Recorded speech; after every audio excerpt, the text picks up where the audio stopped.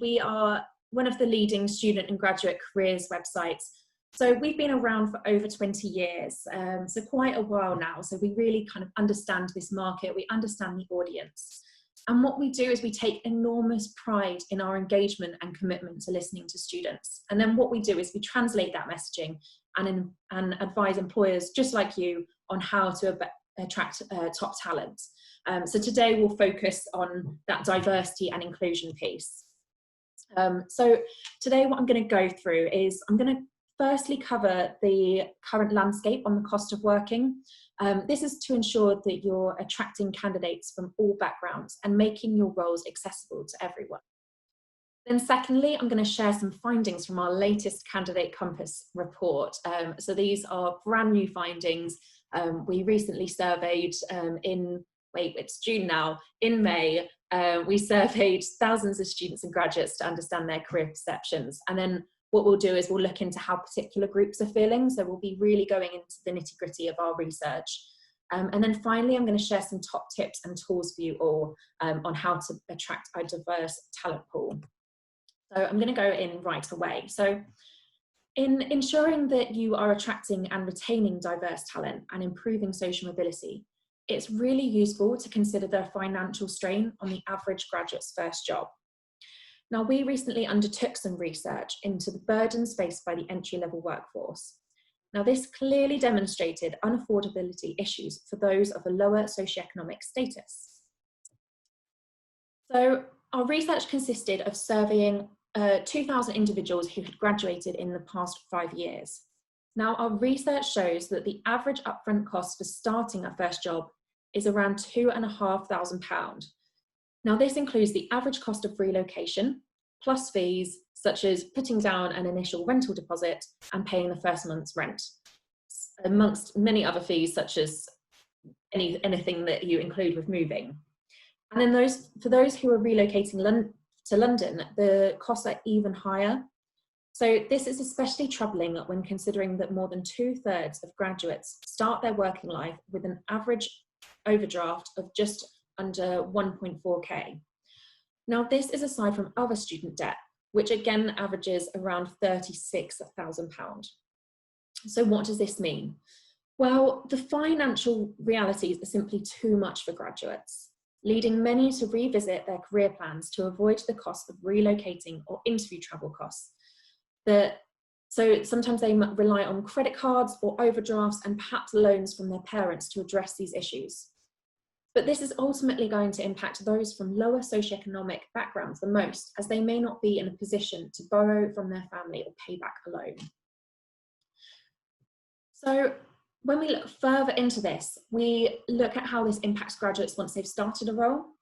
So 84% said that managing finances in the first month was really challenging, with a few saying that they had taken extreme measures to handle the issue.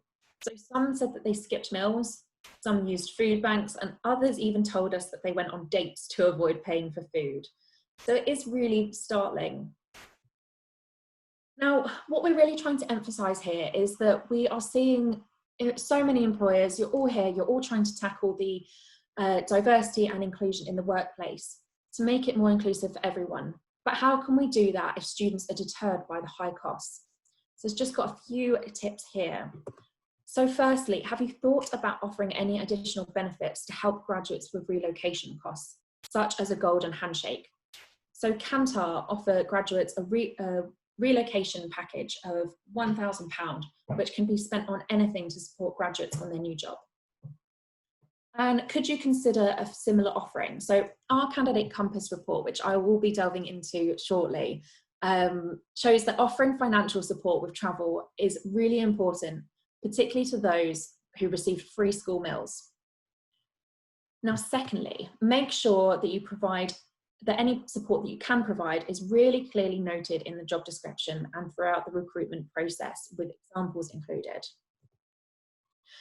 Thirdly, implement an open forum for new graduates. So this is a place where they can speak to existing employees who have previously received similar relocation support.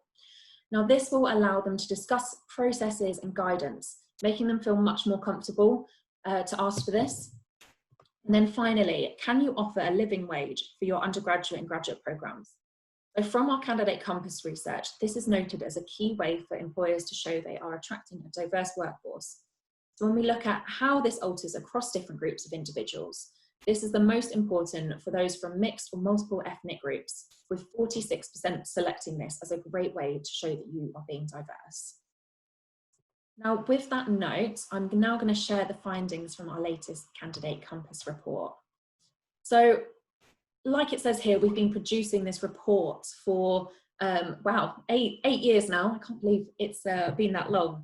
And then what we do is every year we survey students and graduates to understand their career perceptions. So we focus on topics to evaluate graduate career confidence and their biggest concerns when it comes to entering the workplace. So I will be delving deeper into particular groups, how particular groups are feeling, such as those from different ethnic groups, gender, social mobility, and what this means for you. But firstly, just a really quick breakdown of our respondents. So this year we had over 2,800 students and grads who responded to our survey. A quarter of them are graduating this year in 2020. 3/4 identified as female, which is really nice to see that females really want to share their voice, they want to share their opinions. And 16% shared with us that they received free meals at school. And then finally, I've just got a graph here of the ethnicities who responded to our survey, broken down. So I'm going to delve right in there. So as part of our research, we were really interested in looking at what respondents believe are the biggest barriers to fitting in with a company and their culture. So firstly, looking at gender, nearly 1/3 of female respondents perceive being a woman in a traditionally male industry is one of the biggest barriers to fitting in, showing that this is a clear concern for women working in male-dominated industries. So what can you do to support? So businesses should be taking steps to encourage women and overcome this self-doubt in the workplace.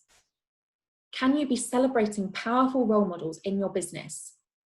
Powerful female role models in particular. So there's a possibility to offer mentorship programs or other initiatives to develop them, encourage graduates to apply for roles and maintain that drive.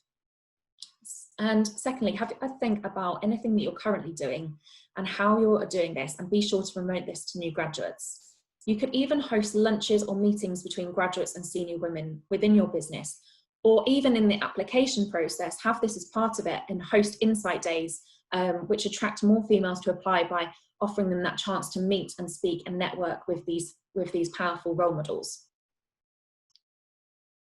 And then when we look at these barriers on a socioeconomic level, so when we look at respondents as a whole, a total of 80% believe that coming from a lower socioeconomic background impacts someone's career, in comparison to just 7% who disagree.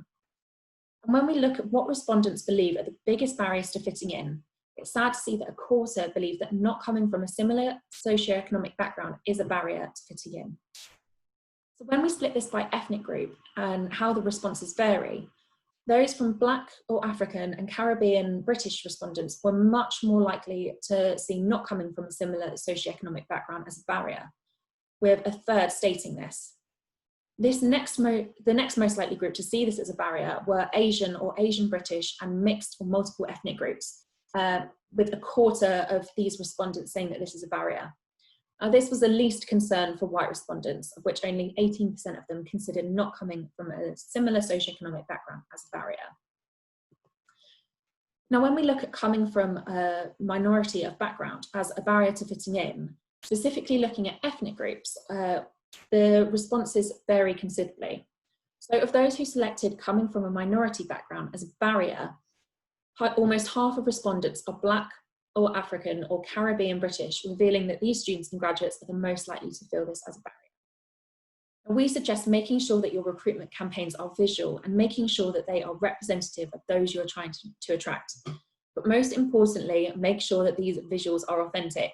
It's easy to tell a stock image to one that really showcases your company. And I know I can't speak for this presentation because we've got lots of stock images, but when you are creating those attraction campaigns, really do make sure that you are really showing the rawness and really being authentic. It will matter so much.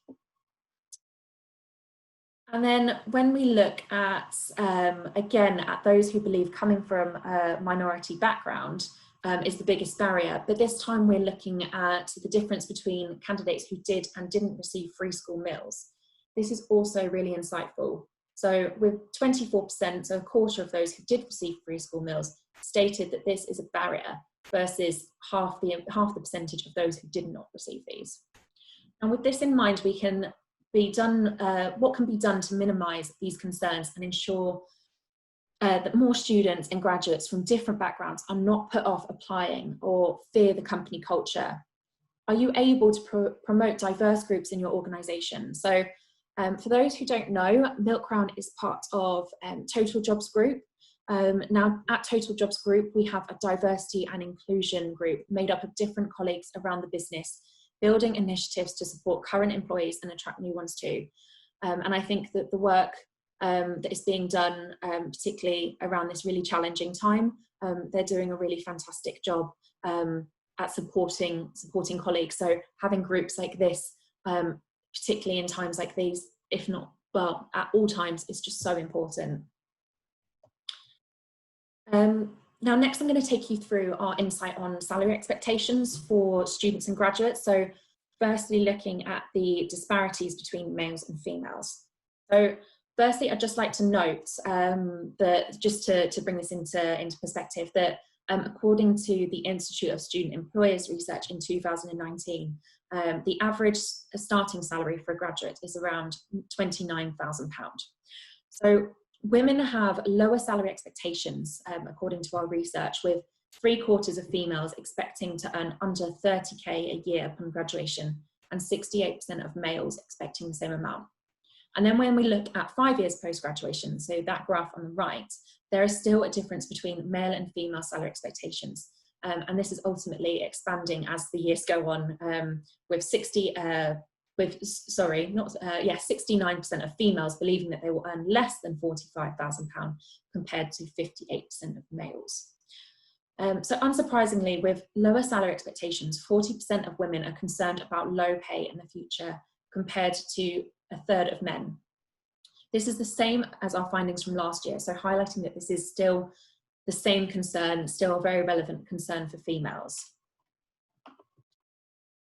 So when we look at different ethnic groups, when we look at what salary respondents expect to start on after graduating, and I found this was really interesting. So those from mixed and multiple ethnic groups believe that they will earn the least, with 21% of participants expecting 20k a year or less, which is disappointing to see. And then this shows that when it comes to salary expectations upon starting a new role, those from Black or African or Caribbean British backgrounds are twice as likely to believe they will earn more compared to white respondents. Now, when we compare this to what students and graduates expect to earn 5 years post-graduation, the pattern remains unchanged, with 15% of white respondents believing they will earn over 45k, compared to double the percentage of Black or African and Caribbean British students who believe that they will earn the same amount. So finally, from our candidate compass findings, I wanted to take you through some insight on location and highlight how ambitions differ across particular groups. So looking at our research more generally to start with, our research shows that both salary and location are key factors to attract candidates to apply for a role at a company, with location being just as important as career progression. With this being such a huge driver for decision making, it's therefore really important for you to ensure that you're providing accessible roles in appealing locations to encourage more candidates to apply. And what are the reasons behind why they want to live in these locations? Well, the main reasons are to access the best jobs, to be near family, as well as due to affordable living cost. So now I'm going to go in deeper into what this looks like for ethnic groups. So when we look at where they want to work upon graduation, those from Black or African or Caribbean British backgrounds are the most interested in working in London, with 44% selecting this location. Now, interestingly, those from white backgrounds are the least likely to want to work in London, with half the percentage stating this. We also know that those from mixed or multiple ethnic groups are twice as likely to be interested in working outside the UK than those from white or Asian or African Asian or Asian British backgrounds. Then when we look at whether students and graduates believe there are more career opportunities in London compared to the rest of the country, white respondents were the most likely to say no, with 17% saying that they do not believe there's more opportunities in the capital. Now, those from Asian or Asian British backgrounds believe there are more opportunities in London over any ethnic group. Now, we are seeing more employers recruiting outside of London. And again, now that we're seeing more companies adapt to working from home life, it will be really interesting to see how this evolves in the next year. I think next year's report is already looking to be very interesting. So that one to come in a year's time. And then finally focusing on what this looks like for those from different socioeconomic status. So when we compare those who did or didn't receive free school meals, why they selected a particular desired location to work in, there was nearly no difference between the data, showing that candidates from these different backgrounds are as likely to be interested in particular locations. However, when we look at the reasons why people have selected a particular location, those who did receive free school meals shared that this is due to affordable living costs, with 36% selecting this versus 26% of those who didn't receive free school meals. So when we look at confidence and location on a wider scale, our research tells us that 66% of students and graduates feel positive about their career prospects, even with the current uncertainty and impact of COVID-19 and Brexit. So as well as this, students are still motivated to relocate in order to access the best jobs, with 2/3 of respondents feeling that there are more graduate opportunities based in London, suggesting that the UK's graduate jobs market is still perceived to be centralised in the capital. So now I've gone through the research, and now I'm going to just share a few top tips with you from our side. And this is how to better build a diverse graduate campaign. So our first tip that I'd like to share is around the subconscious gender bias in job adverts and how you can be encouraging more people to apply for your roles. So our sister brand, Total Jobs, used their gender bias decoder to analyse almost 350,000 job ads and found over 2 million gendered words. So particularly in areas such as science, where 60% of job ads came out as male biased, and social care, where 88% of jobs were female biased. Skilled trades were the most unbiased of all sectors, with 40% of all job ads having no bias words present. So how can this help you? So if you're able to switch feminine or masculine words for ones that are inclusive of all genders, then you'll be opening up your opportunities to a wider audience. And you can raise awareness within your recruitment teams, making them aware that certain words can have these connotations, which ultimately will affect job applications. Now I'm just going to really quickly show you what this gender bias decoder looks like that Total Jobs have created. So I've linked it there, but I've just got a little video here. So as you can see, if you go onto the link, you've got all of the insights, all of the research that was undertaken to create this decoder.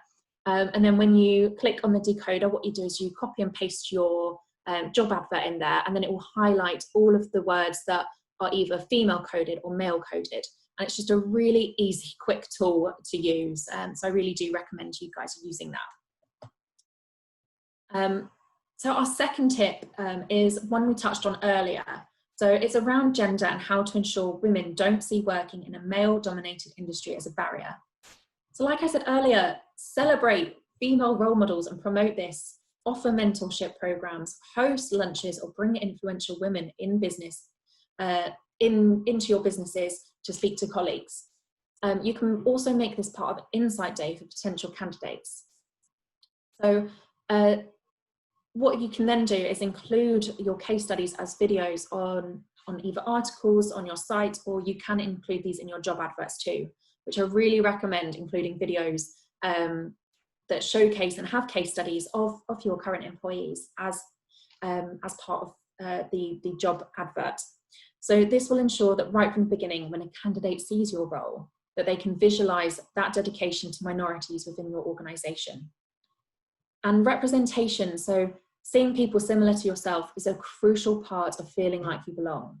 So especially when it comes to leadership positions, when the highest ranking roles have the most male biased job ads, they're less likely to appeal to women. So the representation gap continues. Now, we know from a recent roundtable that we did, HMRC told us that they successfully do this by promoting ambassador stories. So they challenge the messaging and the people who are speaking in any video or content. They ensure that this is really authentic. So again, we're really talking about this authentic content and showing how people have benefited from working at their firm.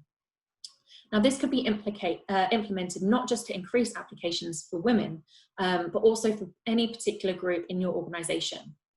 Creating representation and examples of how you do this shows that your company is both fair and inclusive. So the third tip, we recommend removing any jargon from your job adverts. So in 2019, we undertook some research looking at jargon in job adverts, which showed that it's detrimental to attracting candidates and encouraging them to apply for roles, with 71% of recent graduates stating that jargon discourages them from applying for jobs. The survey also showed that nearly half of respondents said that they had gone to an interview without fully understanding what the job entailed. So half of applicants feel stressed, anxious, and nervous during job interviews, and these negative emotions are more common for women, who are significantly more likely than men to feel stressed as a result.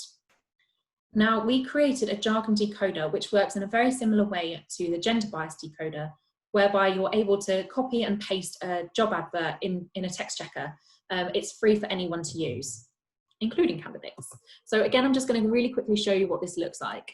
So again, we've got all of the insights, so it looks very similar in a way of set out. So all of the research that we undertook to really understand jargon in job adverts. And then what you can do is click on the jargon decoder. You can copy and paste in your text. So here we've said we are looking for someone with blue sky thinking. Now this is seen as a confusing job term, so really try to avoid these kind of terms. We've also got ninja, cryptic candidate description, and then acronyms, which for so many graduates, they most likely will not know a lot of these acronyms. I think even for people who have been in jobs for a long time might not know some of these acronyms. So it can be really intimidating and off-putting for candidates. So really do consider this. And again, this is a free tool to use, something really simple just to really quickly copy and paste and enable you to see if there's any jargon in your text. So the fourth tip that I'm going to share with you is providing more opportunities in disadvantaged areas to support those from different backgrounds. So our candidate compass reveals that this is especially important for those from Black or African or Caribbean British candidates, with 35% selecting this as a way for employers to show they're attracting a diverse workforce. Now, this is also important for those who receive free school meals, with a third saying that companies should offer more opportunities in disadvantaged areas, versus 2 in 10 of candidates who didn't receive free school meals. Now, are you able to offer roles in locations where you currently have offices but don't consider applicants for certain positions? So for example, if you're based in Manchester and your Manchester office has traditionally been sales-based roles, could you open this up to candidates who would not, you'd not normally consider for your company? And also, if you're able to do this, can you also offer an alternative such as allowing graduates to work from home 1 or 2 days a week? Now, we've seen so many companies adapting quickly to ensure business is as usual as it can be with employees working from home. But what about when we start to revert back to normality? Can we still continue to offer working from home? I really hope to see many employers being able to offer this to candidates and employees. And finally, can you also increase BAME applications by targeting disadvantaged areas within your attraction campaigns, including face-to-face engagement with diverse universities? So you can use data such as the HEPI rankings, which indicate the most diverse universities in the UK. Now, you can deliver workshops with students at these universities. Now, we've recently started offering virtual events where you can connect with students and grads across different universities. So if you're interested in delivering a virtual workshop or focus group, then please do speak to me or speak to someone on our virtual stand today. And then finally, our final top tip is around blind recruitment. So something that we hear quite a lot within graduate recruitment, and our candidate compass reveals that this is still very much important to students and graduates, with half saying that they would like to see employers employers conducting blind recruitment to ensure that they are increasing diversity. Now, when we look at different ethnic groups, this is particularly important to Asian or Asian British candidates, with 44% of candidates from these backgrounds selecting blind recruitment. Now, you can do this by removing any information in your job application that is not required, such as name, university, degree classification, gender and disability, just as an example. You could also use flags on application to show those who are from a disadvantaged background or those who have achieved higher than average marks compared to their peers at school. So RARE is a company that is a great example of an organisation who can support you with this. Now, I think that I've rattled through that, lots of information there, but just thank you, everyone. If you have any questions, then please do let me know. Excellent, thank you so much, Georgie. Do you know what, I always absolutely love all the insight that you guys provide, and it's a little bit of a whirlwind with all the data and all the stats and everything else, but you've got your virtual stand today as well, haven't you? So there's lots of yes, conversations that you can have. Will you be on the stand yourself? I'm going to be dipping in hopefully at some point, but my colleague Lucy is there, who is also on my team, and she's very close to this, so she'll be on hand. And also, just to really quickly note, so this everything we've spoken about today, the candidate compass, the actual research isn't live yet. We've got our 2019 candidate compass, but just to let anyone who's listening and wanting to look at those insights, then we will have this, we'll have the full report out in July. So it will be coming soon, but you've got a real good sneak peek of our research there. A teaser for us all there, yes. Which is brilliant. So, no, excellent. That's Georgie. We're going to just ask one question, because we are running a little bit out of time. But guys, if you have listened to this session, if you could go on to slido.com on any browser that you're on, it can either be online on your phone, wherever it is that you go onto. But if you go onto slido.com and type in the hashtag IHRdiversity, and it's just a really quick, just a little feedback thing for Georgie, so that we can feed back to her and also for other speakers throughout the day. But whilst you guys are doing that, Georgie, we've got one question, and yes, you guys will have access to all the slides, but if you want them right now, please do go and chat to the guys on the virtual stand.